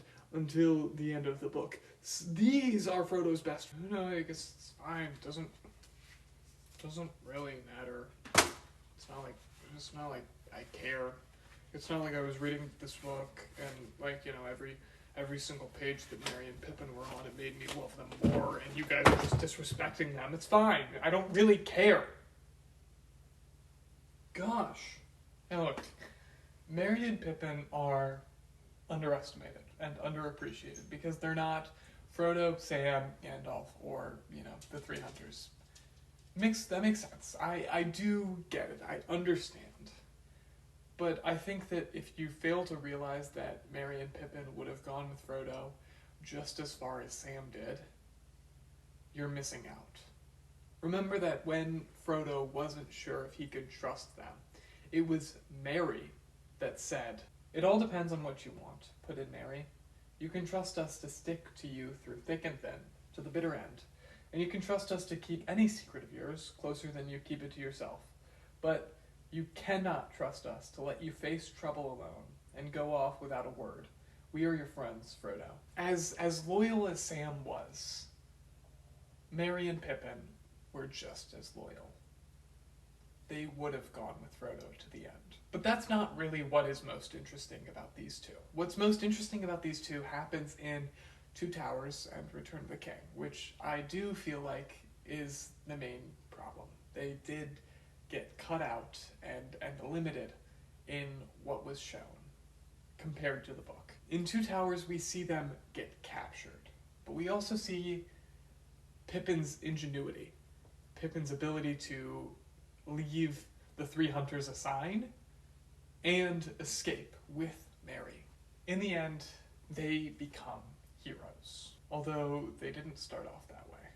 And we only really get to see them become heroes once they get separated. Yes, they get captured together and they escape together and they manage to find Treebeard together and they go to Isengard together and then they get separated. Then, when they do get separated, you know what happens? They both become knights. Pippin pledges himself to Gondor and Merry to Rohan. They're still on the same path. They end up fighting in battles. Although Pippin's greatest feat of bravery and heroism was not on the battlefield. It was, in fact, with Denethor and Faramir and helping get Gandalf there and making sure that Faramir did not die. Merry's greatest feat was the Witch King. Merry, alongside Eowyn, manages to take down the Witch King. And so we see two differing ideas and areas of heroism. We have heroism on the battlefield, of glory and valor in battle, and heroism in protecting someone, in fighting not on the battlefield, although he does do that too, but fighting for someone's life. Gandalf recognizes their bravery and their heroism and praises them both, which is amazing. It's an amazing moment. But it's most important to recognize how these two end the story. They ended as knights, as soldiers, as warriors. All of the hobbits do come back changed. But Merry and Pippin come back as heroes, as war heroes. Merry has a scar on his head that he has for the rest of his life. Now, it is a minor part. It's a very, very, brief line.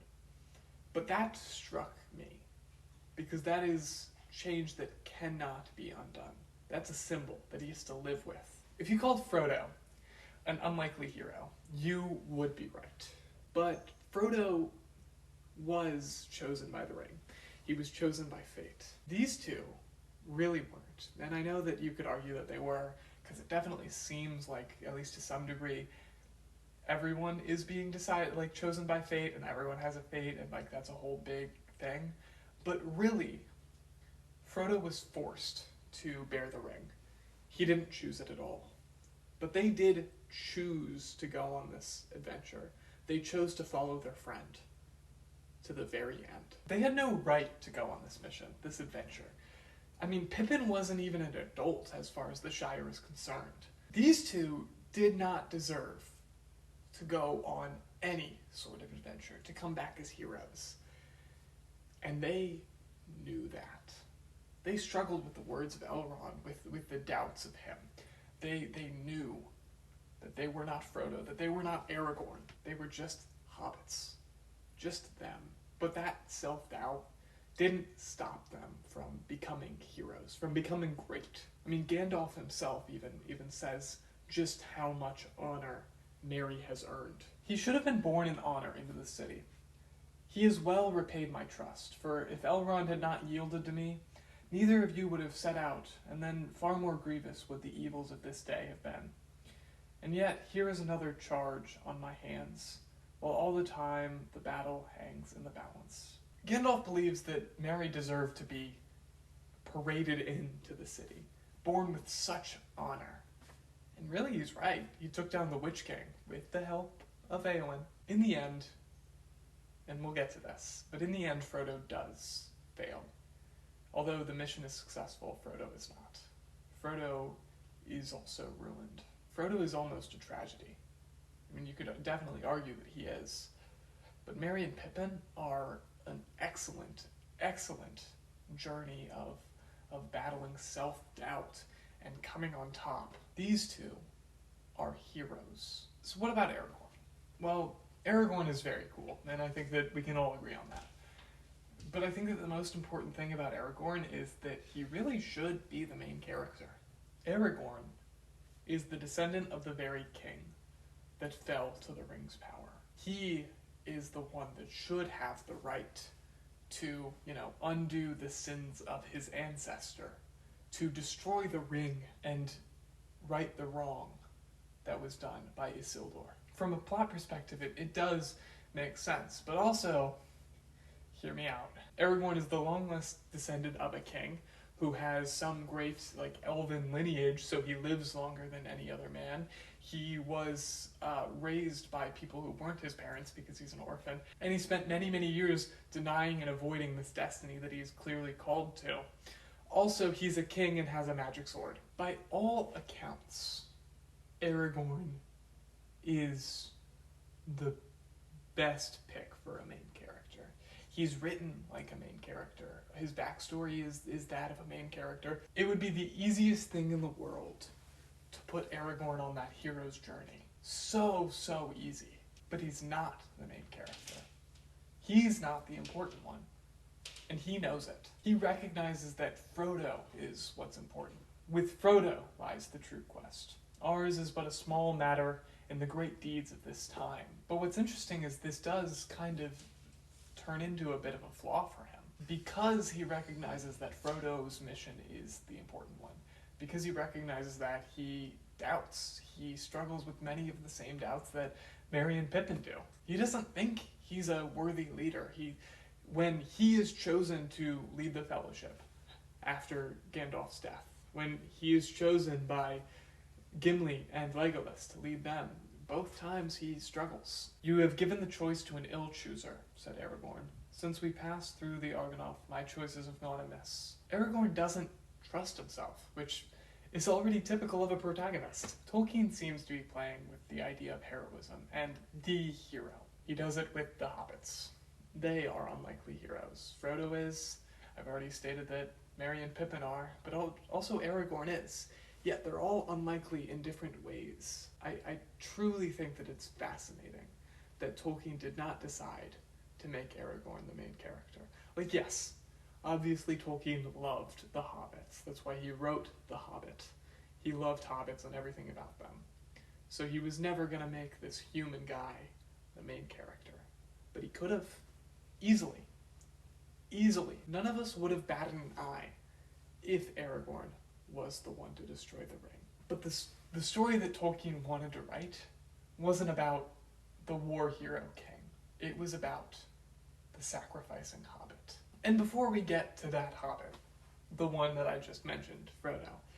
Let's talk about Gollum. Gollum surprised me.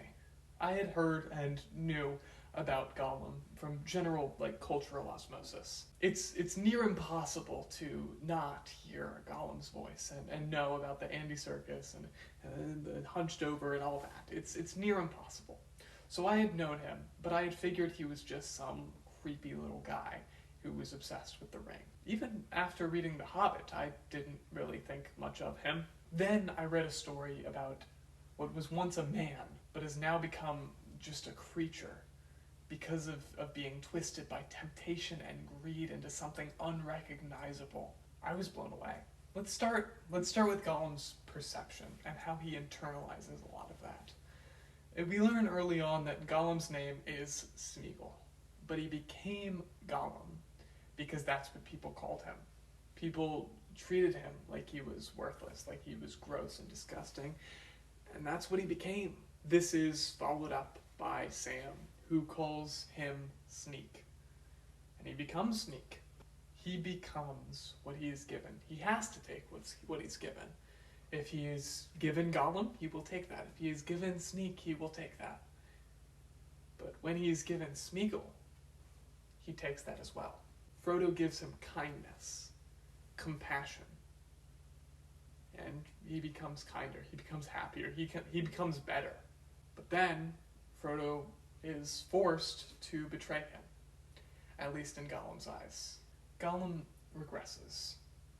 He becomes Gollum, and Gollum he stays. Gollum is a tragedy. There was never much hope for him, but there was hope, especially in the middle there. He showed real progress with Frodo, but Frodo was unable to find the cure for Gollum. And the truth is, I don't know if he ever would have been able to. Frodo held the ring for about 18 years, Bilbo for about 60. They were irreparably changed, damaged from their time with the ring. They would never be the same.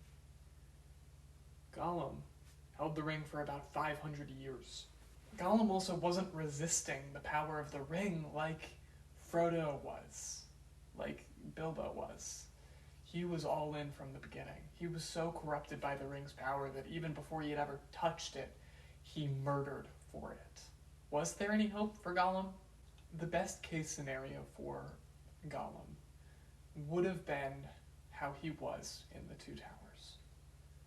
He might have shown some more progress, but the chances of Gollum ever becoming Smeagol to the level that he was 500 years ago, slim to none. He would be better. He would be happier than he was in that dark cave. But he was ruined. He's a cautionary tale. Greed, temptation, that's what it does to you. And yes, it's tragic. But it's beautiful. And of course, Gollum also says a lot about pity, about empathy, and I've already touched on that. But I do want to bring up here, ideally, Frodo would have had empathy for Gollum from the beginning. Ideally, Sam would as well. But it doesn't work like that. And although we can have empathy, we can have pity for Gollum, that doesn't mean that it's always easy to empathize and to pity those who are like him. Gollum is a tragic character and one of the best ever written. But now let's talk about Frodo Baggins. Frodo is amazing. He is a tragic character, and just like Gollum, one of the best ever written. Frodo is a character that was placed in a situation where he had to sacrifice himself. Not his life, but himself. He lost himself to the ring. From the beginning, Frodo knew that the journey that he was going on was not something that he was in any way prepared for. He knew that he was not a fighter, was not a warrior, and was not strong. Frodo was in no way equipped for the mission that he would go on. The journey that Frodo goes on is long and grueling and miserable. And Tolkien really doesn't shy away from this. This was a bad situation for Frodo and Sam to be in. Frodo was not doing well, both physically and mentally, and in the end, he gave in. He gave in to the power of the ring and claimed it as his own. He made the same mistake that Isildur did. This whole journey, this grueling, miserable journey was for nothing if Frodo can't throw that ring into the fires of doom. Frodo fails. He fails to conquer the power of the ring with his own will. But in the end, it seems like fate had other plans, or I guess the god of Middle-earth did. And in spite of the heroes succeed. Frodo is the ultimate subversion. He is not a hero of small stature, as we would expect. Instead, he is a failure whose small stature is apt. He's just someone of small stature and uncommon, but overall not unconquerable will and character. He doesn't succeed, nor does he get to live comfortably. Let's talk about that specifically, because when Frodo gets back to the Shire, he says this. When Merry says this, "We have left all the rest behind, one after another. It seems almost like a dream that is slowly faded." Frodo says, "Not to me. To me, it feels more like falling asleep again." To Frodo, what he had experienced was so real and so terrible that a happily ever after, that was the dream. That wasn't real. He did not experience a dream, an adventure. He experienced a nightmare, but not one that was in any way unreal. Frodo never even expected to come back when he left. He had sold Bag End. He knew that there was really no chance of him returning. But then he does get back, except he's different. I am wounded. Wounded. It will never really heal. I think that's what I like most about Frodo. Yes, I love when the hero returns victorious. I love when the hero meets their goal and comes back and gets to live happily ever after. But the fact that he doesn't, it sucks. But it's so beautiful. And really, that's the point. What would his sacrifice mean if he did not pay the price for it? So, what's left to talk about? Well, I could talk about Boromir, but you and I both know I'm not going to do that. Really what I want to talk about is just some miscellaneous stuff. Some stuff that I thought was really interesting that I found as I was reading these books, but I didn't find a way to cleanly put in anywhere else. The first of these is hope. There are some interesting lines about hope in these books. The first that I really noticed was when Gandalf dies. When Gandalf dies, there's a line like, "What hope is there without Gandalf?" And Aragorn responds with, "We must do without hope," which was interesting. And I'm not really sure what that says, but it's an interesting line that stuck out to me. Also, when Gandalf and Pippin found out about Frodo from Faramir, Gandalf said that there was really never much hope, just fool's hope, which was, again, interesting. And I'm not really sure what Lord of the Rings is saying about hope, if anything. And so if you have any ideas, please leave them down below. Also, two things about Aragorn that are kind of the same thing.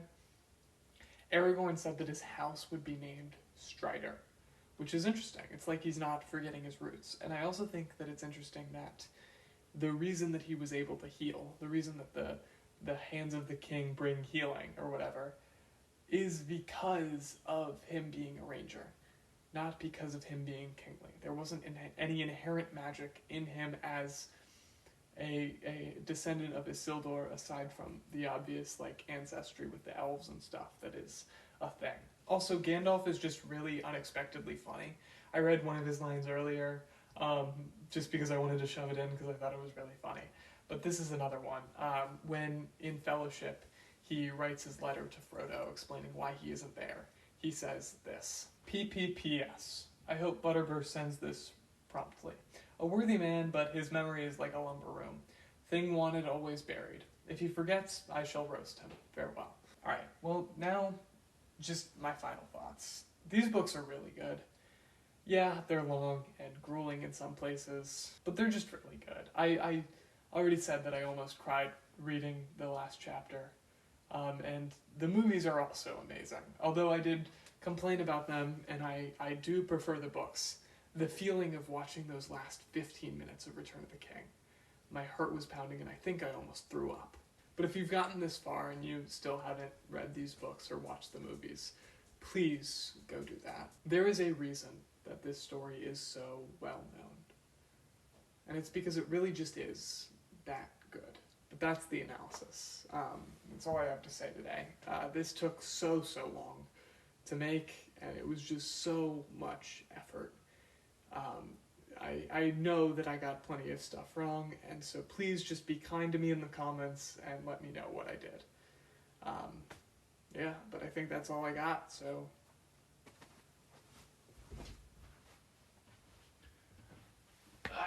So now, let's talk about where I found God in this story. And if that doesn't interest you, that's completely okay. I leave this for the end so I can respect your time and your beliefs by not making you sit through me talking about God when you clicked on a Lord of the Rings video. So, again, if you don't want to hear about God, it's completely okay. You can click off now and you won't miss anything else. It would be really easy, and I'm sure that the comparison has been made, of Frodo and Jesus. He bore evil and sacrificed himself, his life in many ways, for the sake of destroying and defeating evil. He went through an incredibly difficult journey, an incredibly terrible situation for the sake of all of us. And that is possible to make, but I just find that a little lame. I don't really like doing the whole protagonist is Jesus, protagonist is God comparison. I think that can work, but in most cases it's a little lame, and I prefer to go a little deeper than that. The point that I do want to make is about Saruman and revenge.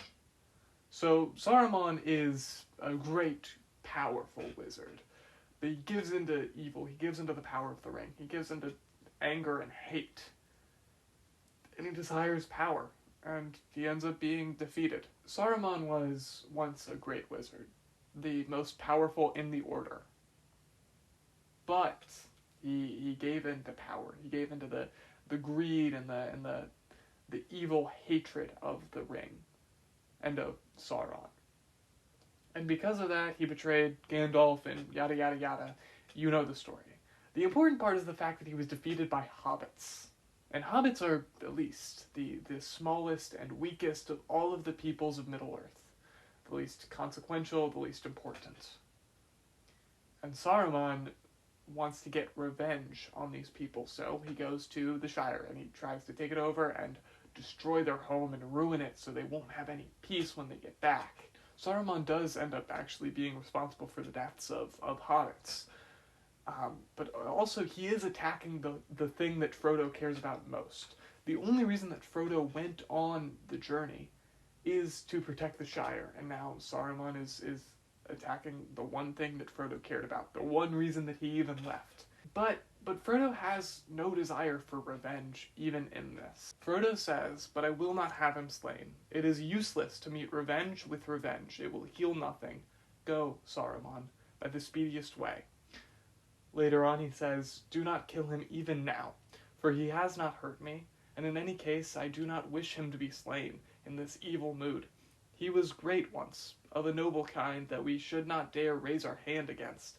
He is fallen, and his cure is beyond us, but I would still spare him, in the hope that he may find it." Frodo lost a lot over the course of this story. He lost much of himself to the ring, to all of the suffering and hate that he endured, and he came back different. So different that he actually had to leave Middle-earth in the end. But losing the Shire to Saruman, which, yes, they reclaimed it, but there was still bloodshed in the Shire. The war reached the Shire, which is the whole point of Frodo leaving, so it wouldn't reach the Shire. The reason that he left, the reason that he went on this whole journey is made useless by Saruman. It would have been easy, and honestly, probably justified in many people's eyes, for Frodo to kill Saruman there.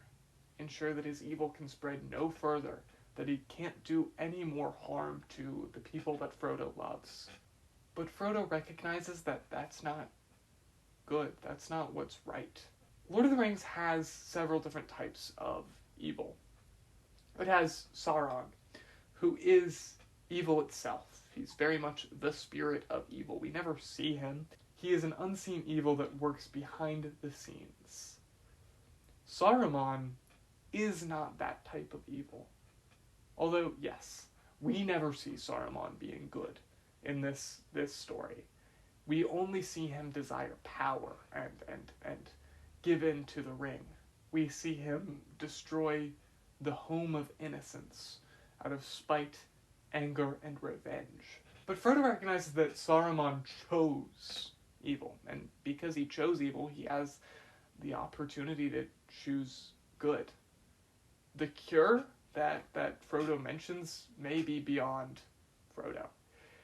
He cannot help Saruman, but he hopes that someone can one day, that Saruman will find good in the end, but he knows that he can't do anything about it. But regardless, Saruman is not his enemy. He has no reason to kill him. And I find that incredibly wise and incredibly biblical.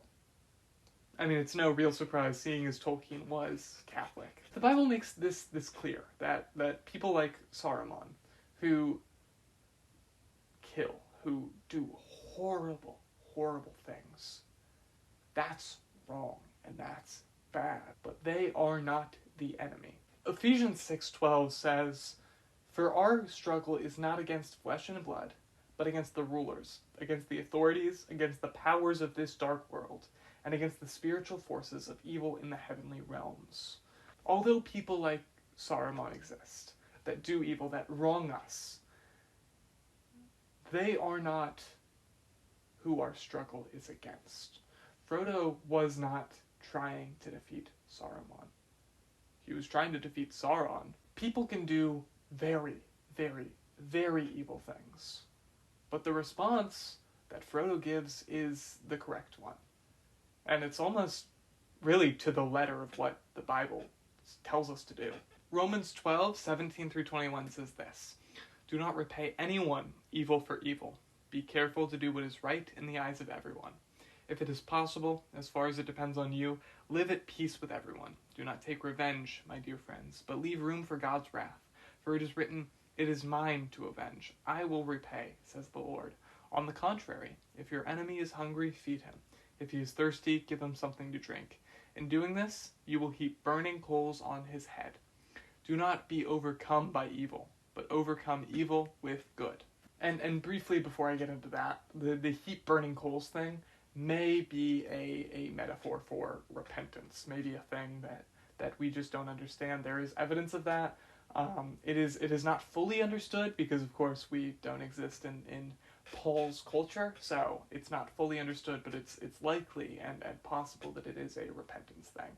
But the point is, Frodo wasn't willing to do evil when good was still possible. He didn't see it as right, he didn't see the point of it. In Frodo showing Saruman mercy, he could have repented. He could have come to the good side. He could have changed his ways. Frodo is giving him that option. And that is what we are to do. If you repay evil with evil, then evil will just beget more evil. Do not be overcome by evil, but repay evil with good. And that's what Frodo does, and that's what we're all supposed to do. And Saruman actually ends up dying. He doesn't live on, he doesn't be good, but that doesn't mean that there isn't a possibility for other people to choose good. Just because Saruman doesn't mean that your enemy cannot choose good. Frodo recognized that good is always good, and evil is always evil. And I find that incredibly compelling and incredibly wise. The choice is the same for each of us, good or evil. But that is all I have for you guys today. If you liked the video, I'd really appreciate it if you liked and subscribed. This one was a longer one. I put a lot of work into it, and it just really helps me out a lot. I pray that each of you has a blessed day. And remember, keep it secret, keep it safe. Now I am going to bed.